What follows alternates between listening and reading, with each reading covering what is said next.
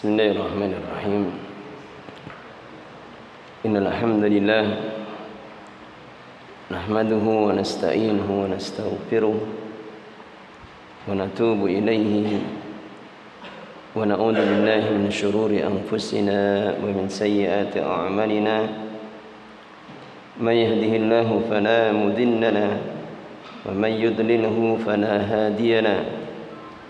أشهد أن لا إله إلا الله وحده لا شريك له وأشهد أن محمدا عبده ورسوله لا نبي بعده.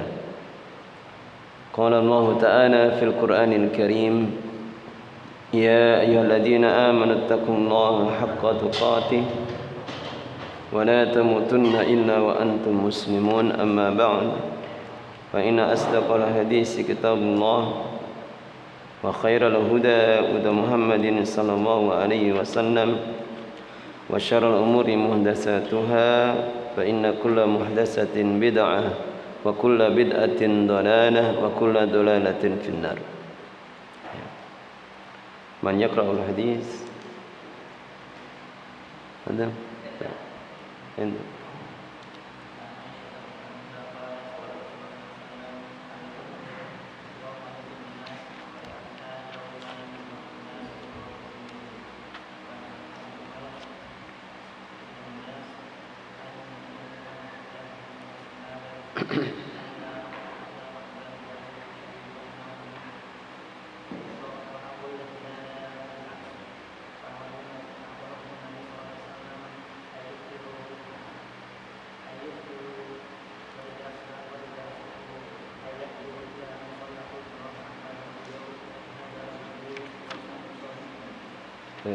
Ahsan, barakallahu fikum. Masih pada bab fikih salatul idain, berkata al-Imam Ibnu Hajar al-Asqalani rahimahullah ta'ala, bab minas sunnati aklu tamarat qabla al-khuruji li Idul Fitri. Termasuk di antara sunnah makan beberapa kurma sebelum keluar rumah untuk sholat Idul Fitri. Wa an Anas, dari Anas bin Malik radhiyallahu an qala, beliau berkata, kana Rasulullah sallallahu alaihi wasallam la yaghdu yaumal fitri hatta ya'kula tamaratin witrat. Akhrajahu al-Bukhari wa fi riwayatin mu'allaqatin wa wasalaha Ahmad wa ya'kuluhunna afradan. Dari sahabat Anas bin Malik radhiyallahu anhu qala, kana Rasulullah, dulu Rasulullah sallallahu alaihi wasallam. Jadi kana itu kan fi'il madi naqis. Jadi kalau ngartikannya gimana? Karena fi'il madi itu bentuk lampau, berarti dulu.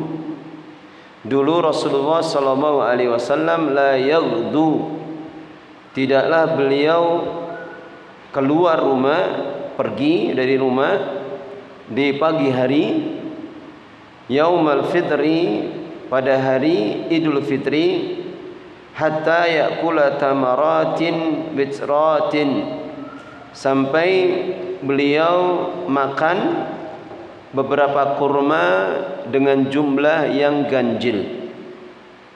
Akhrajahul Bukhari, diriwayatkan oleh al-Imam Al-Bukhari.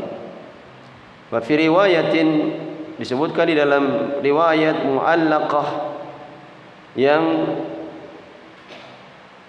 disebutkan secara ta'liq,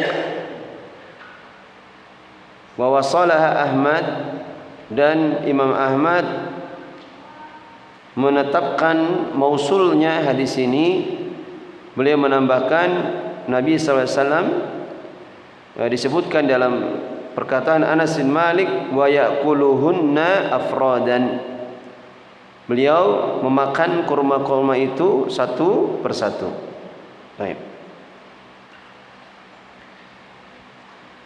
Masih di dalam bab fikih salat Idul Fitri, maka di antara sunnah di dalam salat Idul Fitri adalah makan beberapa kurma sebelum keluar rumah untuk salat Idul Fitri. Disebutkan dalam riwayat Anas bin Malik radhiyallahu an, Nabi sallallahu alaihi wasallam biasanya, sudah berlalu ya, kalau kana kemudian setelahnya khabarnya dalam bentuk jumlah fi'liyah, yaitu fi'il mudhari yufidu apa? Al-istimrar ghaliban, memberikan faidah istimrar, artinya Rasulullah sering melakukannya secara umum. Kebanyakannya Rasulullah melakukannya demikian. Dulu Rasulullah SAW biasa seringnya beliau keluar dari rumah pada hari salat Idul Fitri sampai tidaklah beliau keluar dari rumahnya pada hari Idul Fitri sampai beliau makan beberapa kurma-kurma dalam jumlah yang ganjil. Baik. Makna dari al-ghudwah dari ucapan Anas la yaghdu, al-ghudwu maknanya al-khuruju fil ghudwah wa hiya awwalun nahar. Dikatakan ghudwah itu awalun nahar, itu di waktu awal dari siang. Kemudian yaumul fitri, dikatakan yaumul fitri maknanya apa? Hari berbuka. Sehingga dikatakan Idul Fitri itu maknanya id, hari raya yang berulang-ulang ketika seseorang berbuka. Berbuka dari apa? Min shaumi Ramadan, dari puasa bulan Ramadan. Berbuka dari puasa bulan Ramadan. Ya, karena sebagaimana disebutkan penjelasannya oleh para ulama bahwasanya hikmah beliau makan, kalau mau sholat Idul Fitri maka beliau makan dulu, makan kurma. Hikmahnya adalah apa? Hikmahnya adalah untuk tahqiqul fitri fi hadzal yaum, untuk memastikan berbukanya beliau pada hari itu, untuk memastikan berbukanya beliau pada hari itu, sehingga dipastikan hari itu sudah tidak puasa lagi. Setelah 1 bulan, di bulan Ramadan Rasulullah SAW berpuasa. Baik. Hatta ya'kula tamarat, beliau tidak keluar rumah pada hari raya Idul Fitri sampai beliau makan beberapa kurma-kurma dalam jumlah yang ganjil. Disebutkannya di dalam hadis Anas di sini, beliau makan kurma, maka apakah penyebutan kurma itu sesuatu yang disunnahkan? Sesuatu yang disunnahkan, artinya seandainya dia tidak mendapati kurma pada hari itu, pada pagi hari itu, maka apakah berlaku baginya untuk makan apa saja? Berlaku baginya untuk makan apa saja. Maka dijelaskan oleh beliau Syekh Utsaimin rahimahullah taala, disebutkannya kurma di dalam hadis Anas ini karena kurma itu sesuatu yang biasa ada di rumah Rasulullah SAW. Kurma itu sesuatu yang biasa ada di rumah Rasulullah SAW. Bahkan pernah disebutkan di dalam riwayatnya, hadis yang sudah berlalu, Aisyah pernah mengatakan bahwasanya pernah berlalu 2 bulan atau lebih dalam keadaan tungkunya Rasulullah itu tidak menyala. Kalau sekarang apa? Kompor. 2 bulan lebih kompornya Rasulullah tidak pernah menyala. Kenapa? Karena tidak ada makanan. Karena tidak ada makanan yang bisa dimasak. Bayangkan keadaan Rasulullah 2 bulan lebih beliau tidak ada makanan yang dimasak. Sehingga ketika beliau ditanya, Aisyah radhiyallahu anha ditanya, "Fama ta'amukum?" Lalu apa yang kalian makan? Apa yang kalian makan atau apa makanan kalian selama 2 bulan lebih itu? Beliau mengatakan makanannya adalah al-aswadan, 2 benda yang hitam. Jadi maksud dengan al-aswadan di sini adalah apa? Tamr dan ma, kurma dan air. Jadi air itu tidak hitam ya. Tapi karena kurma itu kebanyakan hitam, maka diikutkan pada kata aswadan, 2 benda yang hitam. Jadi selama 2 bulan bahkan lebih pernah beliau tidak mendapati tungkunya itu menyala, dan Aisyah radhiyallahu anha menyebutkan beliau dan Rasulullah hanya makan kurma dan air saja. Sehingga disebutkannya kurma di dalam hadis ini itu min bab annahu mawjudun ghaliban, sesuatu yang biasa ada di rumah Rasulullah. Kemudian juga disebutkannya kurma di dalam hadis ini min bab maisur, sesuatu yang mudah. Sesuatu yang mudah. Artinya para ulama berbeda pendapat. Disebutkannya kurma ini, apakah dia min babi ta'abudiyah? Apakah min ta'abudiyah artinya itu adalah perintah, atau sesuatu yang mudah saja didapati oleh Rasulullah sallallahu alaihi wasallam? Ya, sebagian ada yang mengatakan dua-duanya. Imma karena kurma itu memang sesuatu yang mudah ditemui di rumah Rasulullah sallallahu alaihi wasallam, dan juga imma karena itu ta'abudiyah. Sebagaimana yang kita fahami, Rasulullah SAW mencontohkan kepada kita, menetapkan sunnahnya kapan seseorang berbuka dari puasa, maka berbuka di dalam puasanya itu pertama kali disunahkan adalah makan apa? Kurma. Disebutkan dengan kalimat rutab. Rutab itu kurma yang masih basah, belum kering. Kalau tidak ada rutab, baru tamr. Tamr itu kurma yang sudah kering. Dan para ulama ahli tibun nabawi mereka menjelaskan antara rutab dan tamr itu sifatnya berbeda. Kenapa rutab didahulukan? Karena rutab itu sifatnya dingin. Sifatnya dingin. Adapun tamr itu sudah cenderung sifatnya panas. Kemudian kurma sebagaimana kita pahami bisa dikatakan sebagai gida. Gida itu nutrisi.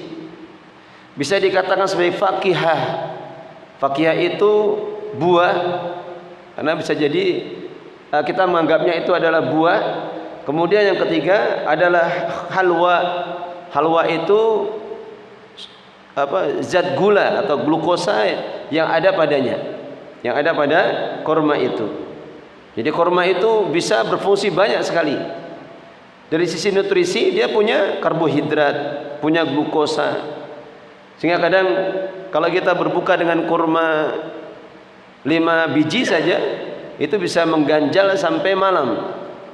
Sampai setelah tarawih kadang sebagian teman-teman baru makan. Yang mencukupkan dengan kurma saja itu sudah cukup. Baik. Kemudian hadis yang kedua.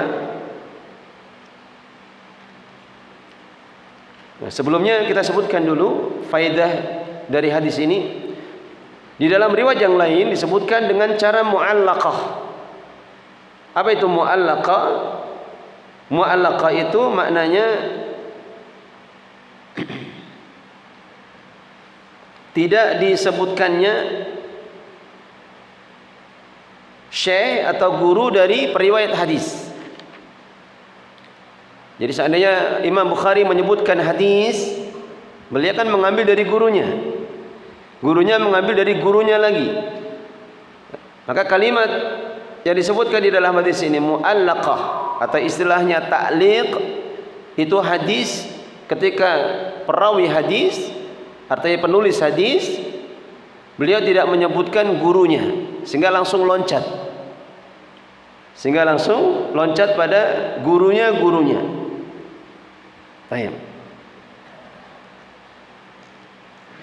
Kemudian hadis setelahnya, wa an Ibnu Buraidah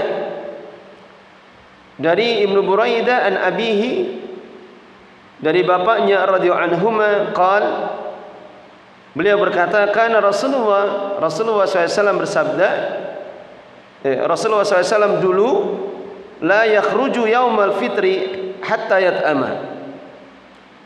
Beliau tidaklah keluar untuk pergi menuju tempat solat pada hari Idul Fitri hatta yat'ama, sampai beliau makan.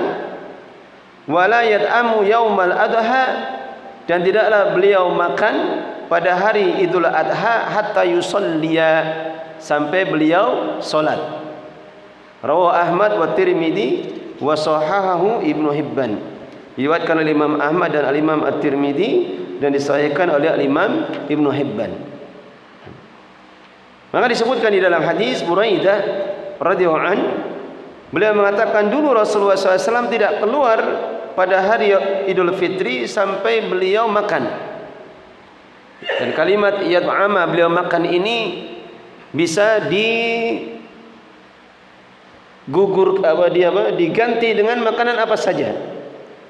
Artinya tidak mengharuskan ada kurma, tidak mengharuskan adanya kurma. Seandainya tidak ada kurma, maka makanan apa saja itu dibolehkan dan masuk ke dalam cakupan dari makna sunnah yang ditetapkan oleh Rasulullah sallallahu alaihi wasallam.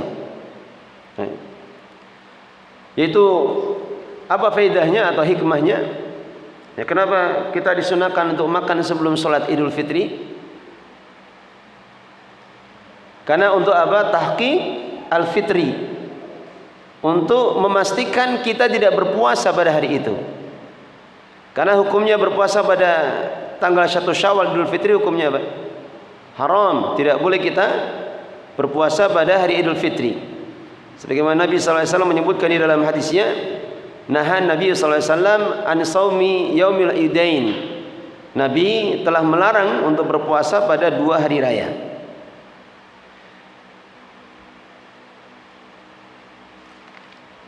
Kemudian wala yat'amu, dan beliau tidak makan pada hari Idul Adha.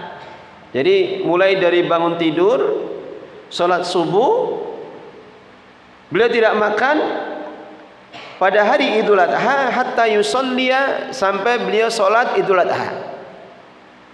Sampai beliau sholat Idul Adha. Yang disebutkan di dalam hadis yang lain, disebutkan di dalamnya la yad'amu yaumal adha hatta ya'kula min udhiyatihi. Di dalam hadis yang lain, beliau tidak makan pada hari Idul Adha sampai beliau makan dari sembelihannya sendiri. Sampai beliau makan dari sembelihannya sendiri. Kemudian dalam hadis yang lain disebutkan beliau makan pada bagian al-kabid. Kabid itu apa? Hati. Kabid itu hati. Kalau bahasa Inggrisnya liver. Beliau tidak makan pada hari Idul Adha kecuali makan sembelihannya sendiri. Kemudian disebutkan dalam hadis yang lain beliau makan pada bagian hati, al-kabid. Baik. Dan sunnah ini sebagaimana dijelaskan oleh para ulama, sunnah yang berlaku bagi siapa yang berkurban. Sebagaimana sudah berlalu di dalam bab fikih udhiyah. Jadi kalau misalkan ada di antara antum yang berudhiyah, berkurban, maka disunahkan kalau mau. Yang namanya sunnah kan tidak wajib ya. Disunahkan dia tidak makan sejak dia bangun tidur sampai dia sembelih sendiri atau disembelihkan orang lain, tidak ada masalah. Kemudian dia makan dari dagingnya sendiri. Ya, kalau nyembelih sendiri maka itu lebih mudah. Sebagaimana kebiasaan dulu para sahabat Nabi, ketika mereka sudah sholat Idul Adha selesai, mereka pulang langsung ke rumahnya masing-masing, langsung disembelih, langsung dimasak oleh istrinya, kemudian makan dari sembelihannya sendiri. Ya kalau kita di sini bisa lemes ya, karena makannya jam berapa? Jam 11. Nunggu matang lemes itu. Sehingga ada di dalam hadis Buraidah di sini disunahkannya seseorang untuk bermubadarah. Mubadarah itu apa? Bersegera untuk menyembelih sembelihannya. Karena yang paling utama adalah menyembelih sembelihannya dengan tangannya sendiri. Itu yang paling lebih utama. Dia sembelih dengan tangannya sendiri. Ya, kemudian dia kalau ingin menjalankan sunnah ini, maka dia tidak makan dari bangun tidur sampai dia makan dari sembelihannya sendiri. Sebagaimana apa yang diisyaratkan di dalam ayatnya dalam surah Al-Hajj. Allah Subhanahu wa taala berfirman, "Wa idza wajabat junubuha fakulu minha wa at'imul qani'a wal mu'tar." Dan ketika sudah jatuh lambung atau perutnya binatang kurban itu, fakulu minha, maka makanlah kalian dari sebagian daging itu, wa at'imul qani'a wal mu'tar, dan berikanlah makan kepada orang yang fakir, baik dia itu meminta atau tidak meminta. Sehingga ada sunnahnya seseorang itu makan dari sembelihannya. Sehingga kalau ada ucapan orang-orang yang mengatakan tidak boleh kita makan dari sembelihan kita, harus ditukar sama temannya. Pernah dengar? Jadi tidak boleh kita makan sembelihan kita sendiri, semua harus disedekahkan. Kalau kita mau makan, tukeran sama temannya, atau kalau dikasih baru dimakan. Maka ini tidak benar, karena menyelisih dari zahir yang nampak dari ayatnya.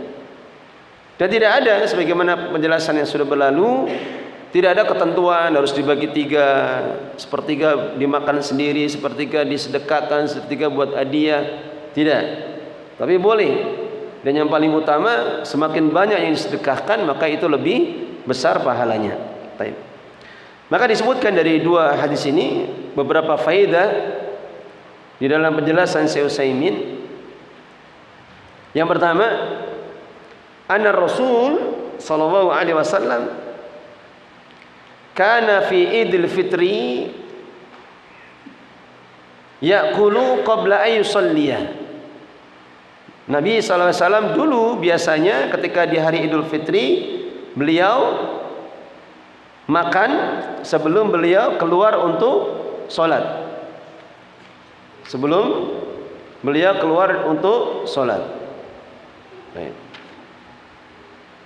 Nah, sudah disebutkan faedahnya bahwa beliau makan sebelum sholat Idul Fitri dalam rangka untuk tahqiqul fitri, untuk memastikan bahwasanya hari itu beliau tidak berpuasa, memastikan bahwasanya hari itu beliau tidak berpuasa.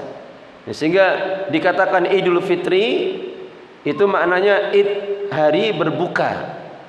Idul Fitri itu maknanya apa? Hari berbuka. Nah, kalau ada sebagian yang mengatakan Idul Fitri maknanya apa? Kembali suci. Ada yang mengatakan Idul Fitri itu kembali suci. Maka ini makna yang batil, makna yang salah. Baik dari segi bahasa maupun dari segi syariat. Dari segi bahasa, kalau dikatakan kembali itu bukan idun, tapi apa? Audun. Ada yaudu audan. Audu itu kembali. Adapun fitri itu apa? Berbuka. Fitri itu berbuka. Karena suci itu maknanya apa? Fitrah. Bukan fitri tapi bukan fitrun tapi fitratun. Fitrah. Baik.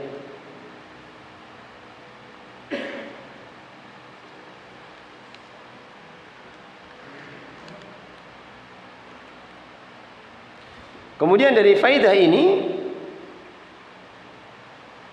ada sisi faidah dari sisi atibiyah, dari sisi kesehatan, bahwa para ulama menjelaskan yang namanya buah kurma itu manfaatnya banyak sekali. Namanya buah kurma itu manfaatnya banyak sekali. Kandungan gizinya sebagaimana penelitian para ahli itu banyak sekali. Dan kita bisa mendapati, disebutkan di dalam Al-Quran, di dalam banyak tempat. Pohon kurma itu disebutkan di dalam banyak tempat. Di antaranya buah kurma disebutkan di dalam surah Maryam. Ketika Maryam, yaitu ibunya Nabi Isa alaihissalam, dalam keadaan hamil sudah tua hendak melahirkan, maka beliau pergi ke arah timur. Beliau pergi ke arah timur dengan berbekal seadanya. Dan ketika bekal itu sudah habis, tidak ada lagi yang bisa dimakan, maka beliau bersandar pada sebatang pohon kurma. Lalu datanglah malaikat Jibril memberikan kabar kepadanya. Allah memerintahkan Maryam untuk menggoncangkan pohon kurma. Wa huzzi ilaiki bi jid'in nakhlati tusaqid alaiki rutaban janiyya. Maka guncangkanlah pohon kurma itu, niscaya akan berjatuhan kepadamu buah-buah kurma muda yang masih segar. Dan ternyata para ahli mengatakan kurma muda itu bagus untuk wanita yang hamil, karena memudahkan persalinan, menguatkan otot-otot rahimnya. Kemudian kandungan-kandungan mineral di dalamnya itu memudahkan persalinan. Nah, ini tentunya isyarat yang mengagumkan yang disebutkan, dijelaskan oleh Allah Subhanahu wa taala. Baik. Kemudian faedah yang kedua, annal afdal alla na'kula yaumal adha illa min udhiyatina.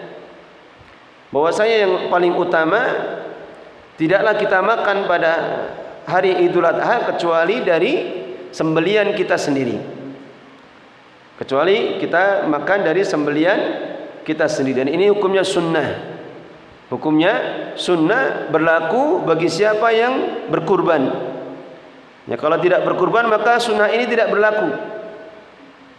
Bagi yang tidak berkurban, sunnah ini tidak berlaku. Ya, semisal dalam satu keluarga kurbannya satu kambing, maka pahalanya bisa diniatkan untuk semua keluarga atau tidak? Bisa. Akan tapi siapa yang disunahkan untuk menahan diri? Hanya yang berkurban saja. Ya, semisal kepala keluarga, bapaknya, maka itu yang disunahkan. Kalau dia ingin menjalankan sunnah ini, untuk menahan diri, dia tidak makan kecuali dari sembelihannya sendiri. Baik. Kemudian faedah setelahnya, qada'u hadal akli ala witrin, yaitu memutus atau menjadikan memakannya itu ala witrin, pada bilangan ganjil. Pada bilangan ganjil. Jadi disunahkan untuk makan ketika disebutkan di dalam satu riwayat hadis, Rasulullah melakukan demikian atau Rasulullah memerintahkan, dan beliau menyebutkan dengan lafaz atau bilangan ganjil, maka ini termasuk di antara perkara yang disunnahkan. Sebagaimana disebutkan di dalam hadisnya, Nabi SAW pernah bersabda, Inna Allaha witrun yuhibbul witra. Sesungguhnya Allah itu ganjil. Satu, yuhibbul witra, dan Allah cinta atau senang dengan yang ganjil. Oleh karena itu kita dapati di beberapa syariat-syariat di dalam agama ini ada bilangan-bilangan yang diterapkan dengan cara yang ganjil. Seperti berzikir. Zikir itu bilangannya rata-rata ganjil.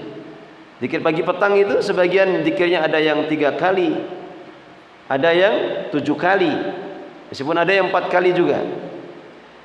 Atau misalkan ibadah-ibadah yang lain seperti dalam manasik umrah atau manasik haji, di antaranya apa yang ganjil? Tawaf berapa? 7 ganjil. Terus sa'i berapa? 7 juga. Melempar jumrah 7 juga. Ini hal-hal yang disenangi oleh Allah Subhanahu wa taala, ditetapkan di dalam syariat. Allah menetapkan bilangan-bilangan yang ganjil. Kemudian para ulama berbeda pendapat dari sisi apakah menetapkan ganjilnya ini berlaku pada semua keadaan. Apakah menetapkan ganjil ini berlaku pada semua keadaan? Misalkan apa? Ya, kalau kita makan suapannya ganjil, minum tegukannya ganjil, maka dijelaskan oleh Syekh Utsaimin bahwa sunnah ini tidak berlaku pada semua keadaan. Sunnah ini tidak berlaku pada semua keadaan, hanya pada keadaan yang disebutkan di dalam riwayat hadisnya atau sesuatu yang diperintahkan oleh Rasulullah sallallahu alaihi wasallam. Jadi bilangan ganjil ini tidak berlaku pada semua keadaan.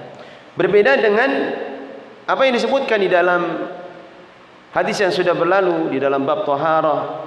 Aisyah radhiyallahu anha pernah mengatakan, kana Nabi sallallahu alaihi wasallam yu'jibuhu at-tayammuna fi sairi ahwali.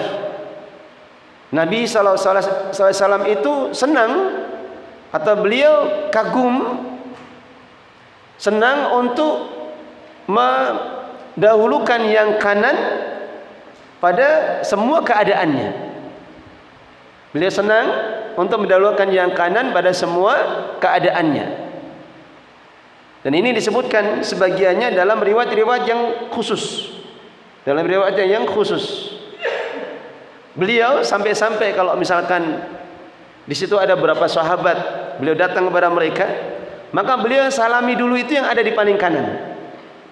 Beliau salami terlebih dahulu ada yang di paling kanan. Atau kalau beliau hendak membagikan minuman atau makanan, beliau dahulukan yang paling kanan. Nah, seperti ini kata para ulama, ini termasuk di antara perkara yang disunnahkan pula. Termasuk beliau kalau pakai sandal, pakai yang kanan dulu. Bersisir bagian yang kanan. Yang kanan itu simbol kepada kebaikan. Makanya kalau kita masuk masjid, sunnahnya mendahulukan kaki kanan. Kalau masuk hammam, kamar mandi, maka sunnahnya mendahulukan kaki kiri. Jadi beliau senang untuk mendahulukan dalam banyak keadaan beliau mendahulukan yang kanan terlebih dahulu. Baik. Kita baca hadis setelahnya.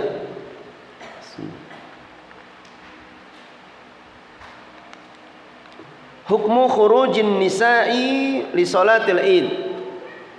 Hukmu khurujin nisa'i li salatil id. Hukum keluarnya para wanita untuk salat id.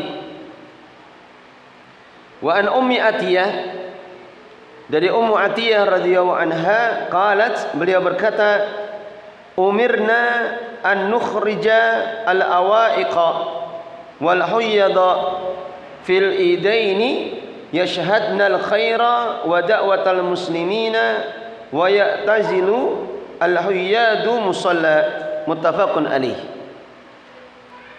Dari Ummu Atiyah radhiyallahu anha, beliau berkata, umirna, kami telah diperintahkan, an nukhrijal awaiqa, untuk mengeluarkan al-awaiq.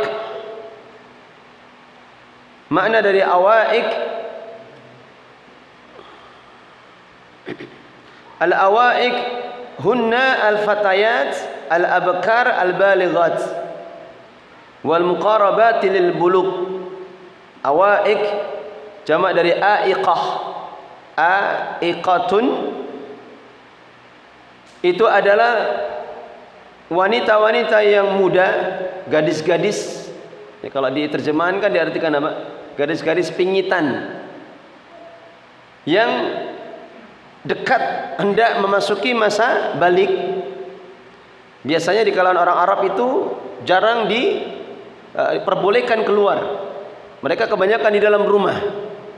Kebanyakan mereka berada di dalam rumah. Kalau diterjemahkan diartikan gadis-gadis pingitan. Kami diperintahkan untuk mengeluarkan gadis-gadis yang biasa tidak pernah keluar rumah, wal huyyada, dan diperintahkan untuk mengeluarkan wanita-wanita haid fil idaini, di dalam dua salat id, yashhadnal khaira, agar mereka bisa menyaksikan kebaikan, wa da'watal muslimina, dan doanya kaum muslimin, agar mereka bisa melihat atau menyaksikan kebaikan, ikut bisa bertakbir bersama kaum muslimin, kemudian salat id berjamaah bersama Nabi sallallahu alaihi wasallam dan kaum muslimin, dan juga agar mereka bisa menyaksikan doanya kaum muslimin. Wa ya'tazilul huyyadu al-musalla, dan wanita-wanita yang haid maka mereka menjauhi tempat-tempat salat. Jadi para wanita itu semuanya disunahkan datang, adapun yang haid maka mereka berada di belakang. tidak berada bersama jamaah kaum wanita. Baik. Maka disebutkan di dalam hadis ini, kata beliau, umirna, kami telah diperintahkan. Kalau kami diperintahkan, umirna itu bentuknya apa? Fi'il madi mughayyir as-sighah, atau istilahnya fi'il madi majhul. Fi'il madi majhul, yang memerintahkan tidak disebutkan, tapi sudah bisa langsung dipahami siapa yang memerintahkan? Rasulullah SAW. Nah, kalau Rasulullah mengatakan umirna atau umirtu, maka siapa yang memerintahkan? Allah Subhanahu wa taala. Baik. Kami diperintahkan untuk mengeluarkan wanita atau gadis-gadis pengitan, kemudian wanita-wanita yang haid untuk hadir di salat Idul Fitri dan Idul Adha. Hadis ini dijelaskan oleh para ulama. Kita sebutkan langsung faidahnya saja. Faidah yang ada di dalam hadis ini, sebagaimana dijelaskan oleh Syekh Utsaimin rahimahullah taala. Yang pertama, wujubu sholatil id, wajibnya salat id. Dan wajib itu kan ada dua, yaitu wajib ain dan wajib kifayah. Maka Syekh Utsaimin, demikian juga Syekhul Islam Ibnu Taimiyah, Al-Imam Ibnu Qayyim, dan para ulama-ulama yang lain dari kalangan para ulama Hambaliyah, mereka berpendapat bahwa salat id itu hukumnya wajib ain. Salat id hukumnya apa? Wajib ain, yaitu wajib yang berlaku pada setiap mukmin dan mukminah, muslim dan muslimah tanpa terkecuali. Dan seandainya mereka udzur untuk bisa datang ke tempat sholat id, entah di masjid atau di lapangan, maka mereka bisa melakukan sendiri di rumah. Kalau tidak bisa berdiri, maka mereka melakukan sebagaimana sholatnya orang yang duduk, atau sholatnya orang yang berbaring kalau tidak bisa duduk.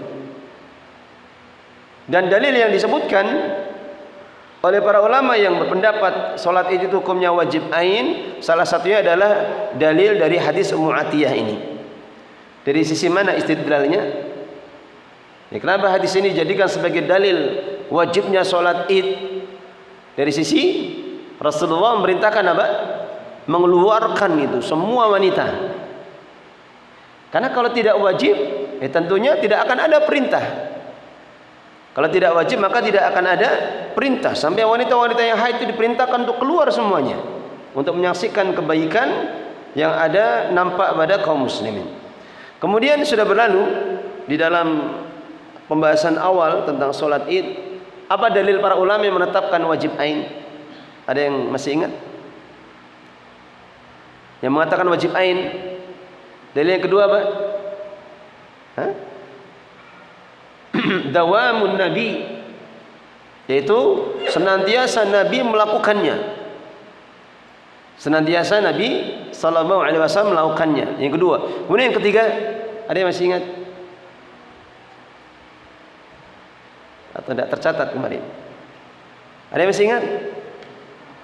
Ya, ahsan. Dikaitkan dengan apa? Salat Jumat. Karena disebutkan di dalam hadis yang lain, kalau salat id berbarengan dengan salat Jumat, maka kita boleh memilih salah satunya. Karena hari Jumat itu hari raya pekanan. Setiap pekan kita punya hari raya, hari Jumat. Dan Rasulullah SAW menyebutkan di dalam hadisnya, kapan hari raya Idul Fitri atau Idul Adha itu jatuh di hari Jumat, boleh kita memilih salah satunya. Kalau kita memilih sholat id, boleh kita tidak sholat Jumat, tapi tetap harus sholat apa? Zuhur. Kalau kita memilih sholat Jumat, boleh tidak melakukan sholat id. Ya, sesuatu yang bisa mengganti sesuatu yang wajib, ya tentunya hukumnya juga harus wajib. Tentunya juga harus wajib. Tidak mungkin kalau itu sunnah bisa menggantikan yang wajib. Faham ini?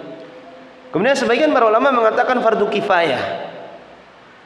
Fardu kifayah maknanya apa? Kalau sebagian sudah menjalankan, maka gugur kewajiban yang lainnya. Para ulama yang mengatakan fardu kifayah, mereka berdalilkan dengan pendapat para ulama yang mengatakan wajib ain. Akan tapi dari sisi kifayahnya, kenapa?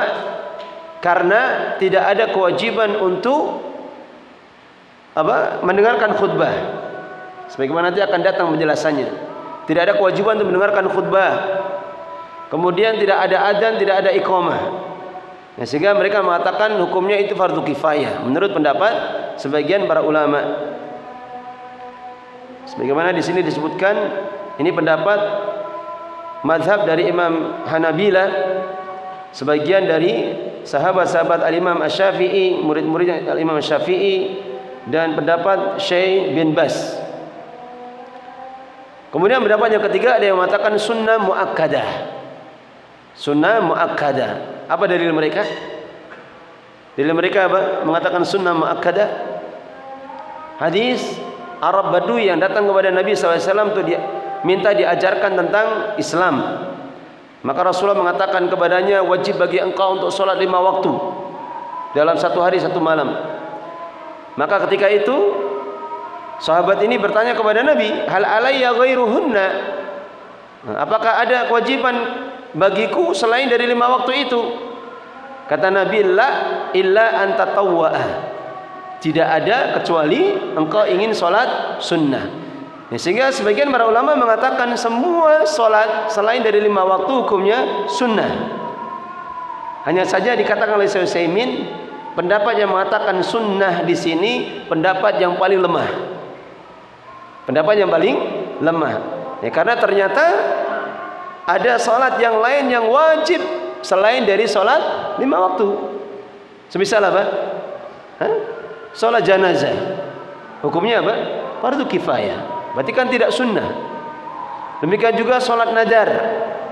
Sholat bagi orang yang bernadar itu hukumnya wajib. Sehingga para ulama mengatakan bahwa ucapan Nabi la illa anta tawwa'a, tidak ada yang wajib bagimu selain dari 5 waktu itu kecuali engkau ingin sholat sunnah saja.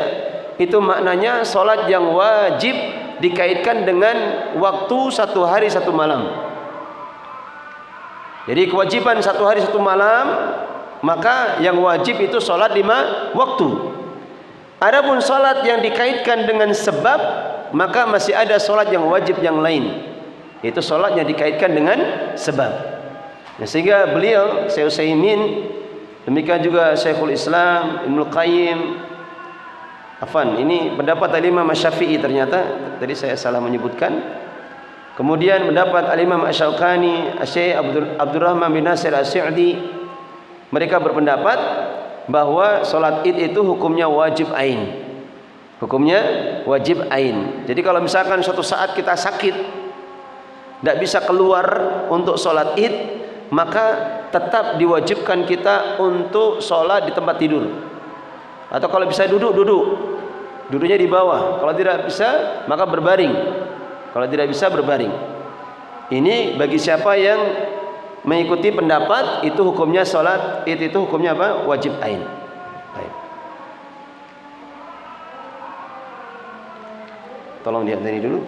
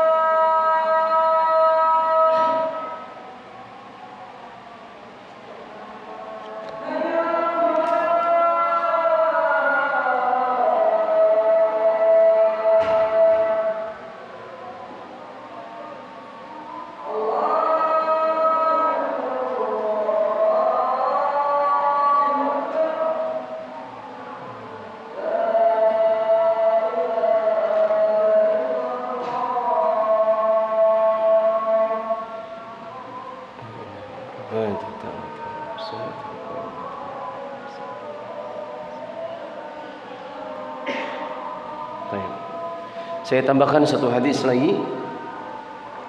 Bab masyru'iyatil khutbah ba'da salatil Id. Bab masyru'iyatul khutbah, disyariatkannya khutbah ba'da salatil Id, setelah salat Id.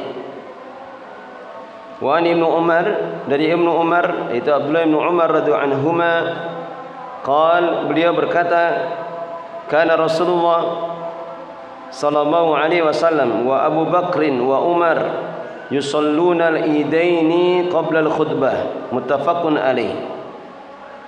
Dari Ibnu Umar radhiyallahu anhuma, beliau berkata, kana Rasulullah, dulu Rasulullah sallallahu alaihi wasallam, wa Abu Bakar dan Abu Bakar, wa Umar dan Umar, yusalluna al-idain, biasanya mereka salat Idul Fitri dan Idul Adha qabla al-khutbati, sebelum khutbah, muttafaqun alaih, hadis riwayatkan oleh Imam Bukhari dan Muslim. Ya, disebutkan di dalam hadis ini tersyariatkannya khutbah itu dilakukan setelah salat Id. Berbeda dengan khutbahnya di saat salat Jumat. Ya, kalau salat Jumat khutbahnya sebelum salat. Adapun salat Id itu khutbahnya setelah salat. Dan dijelaskan oleh para ulama, berdasarkan hal ini, maka para ulama bersepakat bahwa hukum khutbah di dalam salat Id termasuk hukum mendengarkan khutbah, maka hukumnya adalah sunnah. Hukumnya adalah sunnah. Disebutkan di dalam ucapan Al-Imam Ibnu Qudamah di dalam kitab beliau Al-Mughni, la na'lamu fihi khilafan bainal muslimin. Kita tidak tahu adanya khilaf, perbedaan pendapat di kalangan kaum muslimin berkaitan dengan khutbah itu dilakukan khutbah itu dilakukan setelah salat. Tidak ada khilaf di kalangan para ulama. Demikian juga berkaitan dengan hukum khutbah, maka para ulama juga disebutkan oleh Imam Asy-Syaukani dalam Nailul Awtar, ittafaqal mujibuna li salatil Id wa ghairuhum ala adami wujudi khutbatihi, yaitu tidak wajibnya khutbah di salat Idul Fitri atau Idul Adha, sehingga tidak ada kewajiban pula untuk mendengarkan khutbah. Jadi semisal kaum muslimin jamaah salat Idul Fitri atau Idul Adha, kemudian setelah salat tidak ada khutbah, maka salatnya tetap sah. Demikian juga seandainya ada khutbah, kemudian ada jamaah yang hendak pergi meninggalkan khutbah, maka juga sah salatnya. Hanya saja dalam keadaan tertentu, maka seorang amir berhak untuk melarang. Ketika apa? Ketika mereka memahami itu sebagai sunnah saja, akhirnya jamaahnya pergi semua. Jadi yang khutbah naik ke atas mimbar sendirian. Ya, sehingga dalam keadaan seperti ini berhak untuk dilarang. Seandainya apa? Semua jamaah itu pada meninggalkan.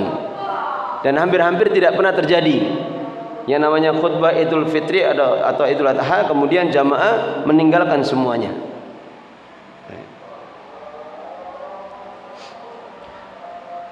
Kemudian disebutkan di dalam riwayatnya, tidak ada yang menyelisihi tentang diakhirkannya khutbah setelah salat pada salat Idul Fitri atau Idul Adha, kecuali apa yang disebutkan di dalam riwayatnya dari Marwan bin Hakam.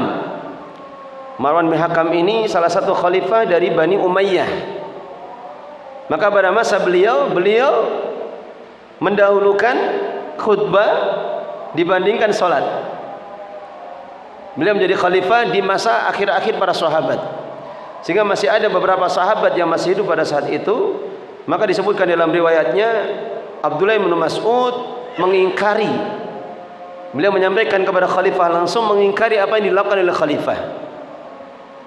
Oleh karena itulah dijelaskan oleh Syekh Utsaimin apa faedah disebutkannya di dalam hadis ini, bahwasanya dulu Rasulullah SAW, Abu Bakar dan Umar, maka mereka itu sholat dulu kemudian khutbah.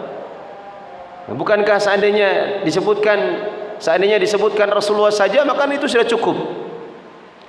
Maka disebutkan oleh beliau beberapa faedahnya. Yang pertama, bahwa didahulukannya atau disebutkannya Abu Bakar dan Umar agar tidak dipahami bahwa hukumnya itu dimansukh atau dihapus. Hukum itu tetap ada karena dilakukan oleh dua sahabat atau dua khalifah setelahnya. Baik. Demikian juga disebutkannya Abu Bakar dan Umar di dalam hadis ini memberikan faedah untuk memberikan bantahan kepada orang-orang yang menyelisihinya. Memberikan bantahan kepada orang-orang yang menselisihinya. Kemudian dari segi fikihnya, kenapa kalau sholat Jumat itu khutbahnya diawalkan? Karena khutbah itu sebagaimana ijma' kesepakatan para ulama, khutbah sholat Jumat itu adalah syaratun min syuruti sihhati sholatil Jum'ah. Syarat dari syarat-syarat sahnya sholat Jumat. Dan yang namanya syarat kan dia mendahului yang rukun atau setelahnya? Dia mendahului rukun atau setelahnya? Mendahului rukun dulu. Sebagaimana kalau kita sholat kan kita harus memenuhi syarat sahnya sholat. Kita wudu dulu, taharah, membersihkan najisnya, menghadap kiblat dulu, niat, apa lagi? Masuk waktu sholat, satrul aurah, kan kita harus usahakan dulu. Ini namanya syarat sahnya sholat. Sehingga kalau dikatakan di dalam hadis ini Rasulullah dan para sahabatnya beliau sholat dulu kemudian khutbah, karena memang dipahami khutbah itu tidak wajib. Khutbah itu bukan termasuk syarat sahnya dari sholat id, sehingga boleh ditinggalkan. Baik.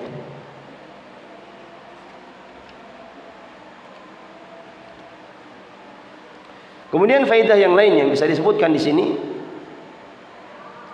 berkaitan dengan kam khutbatan ba'da sholatil id. Khutbah sholat id itu berapa kali? Sekali atau dua kali? Jadi khilafnya cuma dua. Sekali atau dua kali, sebagaimana khutbah sholat Jumat diselingi dengan duduk. Sebagaimana ini menjadi pendapat banyak dari kaum muslimin sekarang ini. Kebanyakan kaum muslimin kalau sholat id khutbahnya dua kali, gitu ya. Karena saya tidak pernah sholat dulu. Maksudnya dulu mungkin lupa, tapi ada yang pernah yang akhir-akhir ini mendapati kan khutbahnya dua kali ya. Maka bagaimana ini? Mana yang lebih rajih, dua kali atau satu kali? Yang kadang menjadi dilema kadang. Ada disebutkan kejadian, ada salah satu ustaz, beliau diminta oleh masjid besar, ya kaum muslimin kebanyakan lah. Kemudian karena kebiasaannya beliau sholat id itu khutbahnya sekali, maka beliau cuma sekali saja. Dan itu jadi fitnah.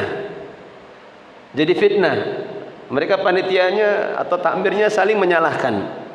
Ini kenapa satu kali gitu. Ini kadang kalau di kalangan mereka itu tidak ada yang paham fikih, ini bahayanya. Atau kadang paham fikih tapi sengaja, biarkan saja biar tidak dipakai lagi. Karena tahu itu bukan kelompok kita. Ya, kadang seperti itu. Harusnya kalau mereka paham fikih dijelaskan. Para ulama sendiri khilaf di dalam masalah ini, dan itu akan ada penjelasannya. Yang rajih itu cuman satu kali. Ya, sehingga tidak perlu jadi polemik, tidak perlu jadi permasalahan, saling menyalahkan dan sebagainya.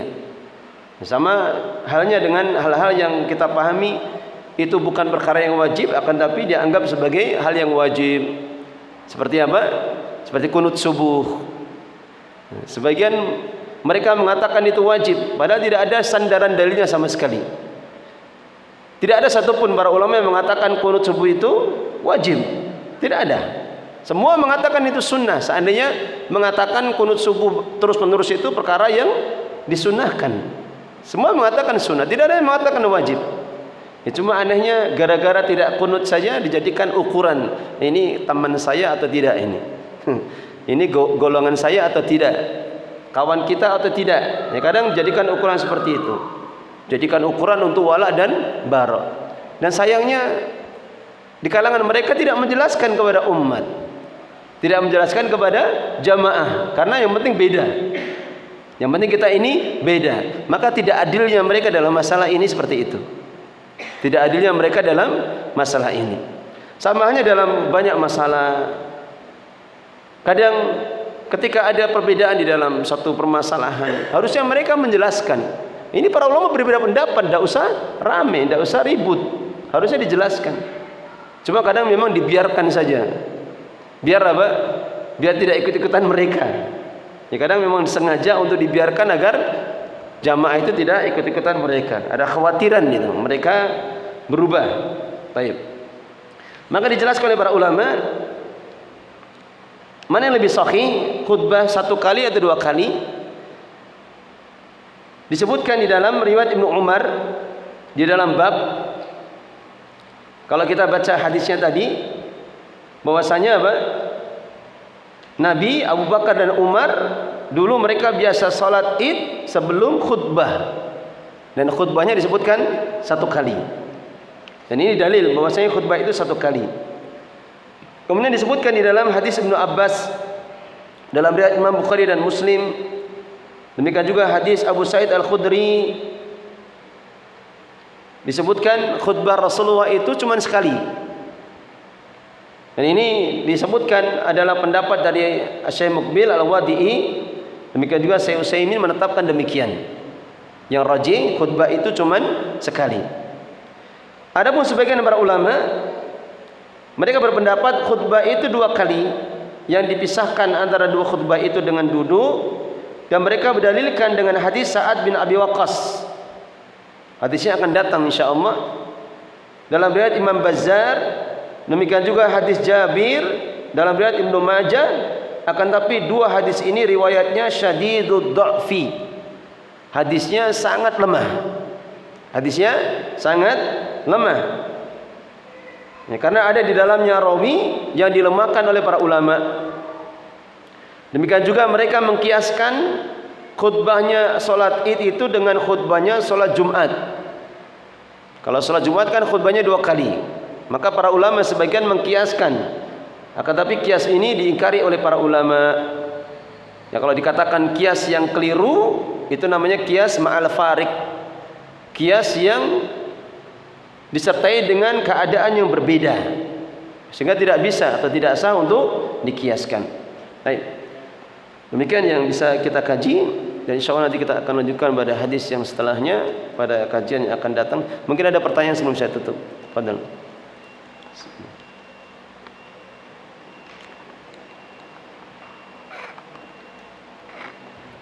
Fadhal.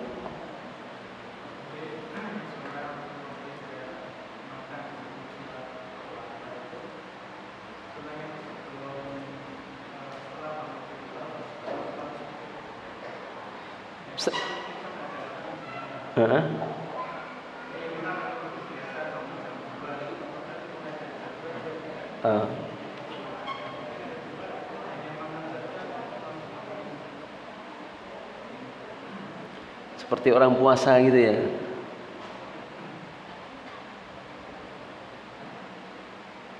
Allahu a'lam. Kalau dilihat dari zahirnya, beliau tidak makan sama sekali. Beliau tidak makan sama sekali. Kalau dia zahir dari hadisnya itu, beliau tidak makan sama sekali. Tidak makan dan tidak minum sampai sholat Id selesai. Kemudian pulang ke rumah, beliau sembelih sendiri. Dalam riwayatnya kan menyembelih 2 domba yang besar, yang putih.